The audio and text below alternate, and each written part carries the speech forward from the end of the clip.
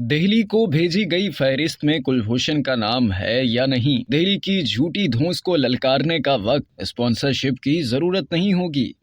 جو ہی 1 جنوری 2023 کو سورج طلوع ہوا، یہاں دفتر خارجہ اور نئی دہلی میں وزارت خارجہ کی بیوروکریسی نے برسوں پرانی فائلوں سے دھول ہٹائی اور فرض شناسی سے اپنے نئے سال کی روایت کو جاری رکھتے ہوئے ایک دوسرے کی جیلوں میں قیدیوں کی فہرست اور متعلقہ ممالک میں ایک دوسرے کی جوہری تنصیبات اور سہولیات کے بارے میں فہرست کا تبادلہ کیا۔ تاہم کوئی بھی بھارتی یا پاکستانی سفارتکار یہ تبصرہ کرنے کو تیار نہیں کہ آیا دہلی کو بھیجی گئی فہرست میں کلبھوشن یادو کا نام ہے یا نہیں۔ نہ ہی بھارت کی جانب سے ان کی رہائی کا مطالبہ کرنے والا کوئی حالیہ بیان سامنے آیا ہے۔ دلچسپ بات یہ ہے کہ سال نو پر MEA کے ترجمان ارندم باگچی نے کہا کہ بھارت ترجیحی بنیادوں پر ایک دوسرے کے ملک میں قیدیوں اور ماہی گیروں سے متعلق تمام انسانی معاملات کو حل کرنے کے لیے پرعزم ہے۔ دہلی کی جھوٹی دھونس کو للکارنے اور اس عزم کا جواب دینے کا یہ بہترین وقت تھا، لیکن پاکستان نے اس بیان کو یکسر نظر انداز کر دیا۔ دی نیوز نے کئی بار دفتر خارجہ کے ترجمان سے رابطہ کیا اور ہر بار انہوں نے کہا کہ وہ جواب دیں گی، لیکن انہوں نے اس بات پر خاموشی اختیار رکھی کہ آیا پاکستان بھارت کے ساتھ تمام انسانی مسائل پر بات کرنے کے لیے تیار ہے۔ ایسا کرنے سے اس بات کا تھوڑا سا امکان ہے کہ 2023 وہ سال ہو سکتا ہے جہاں پاکستان کو کامیابی کی امید ہو سکتی ہے۔ کم از کم وزارت خارجہ 71 پاکستانی قیدیوں کے معاملے پر آگے بڑھ سکتا ہے، جو بھارت کے مطابق قومیت کی تصدیق تک وطن واپسی کے منتظر ہیں۔ لیکن اس ہفتے جن خبروں نے لہروں کی صورت جنم لیا، وہ بھارت اور پاکستان سے مرنے والے پاکستانی ہندوؤں کی راکھ کے بارے میں اطلاعات ہیں، جو دریائے گنگا میں ڈالے جانے کی ان کی درخواست کو پورا کرتے ہوئے دیکھیں گی۔ ہندوستانی وزارت خارجہ انہیں استھوی سرجن کیسز کہتی ہے، لیکن اس میں کچھ الجھن دکھائی دیتی ہے کہ آیا خون کے رشتہ دار کو راکھ بھارت میں ہریدوار تک لے جانے کے قابل بنانے والی کفالت کی ضرورت کوئی نئی چیز ہے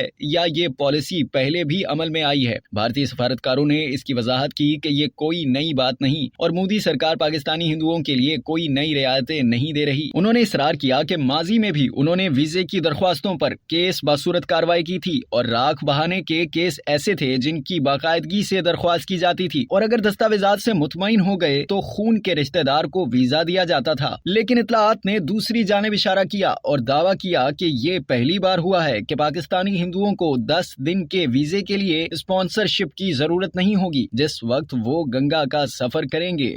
اب تک کے لیے اتنا ہی۔ مزید جاننے کے لیے سبسکرائب کیجیے ڈیلی جنگ YouTube چینل اور لائک کیجیے ڈیلی جنگ Facebook پیج۔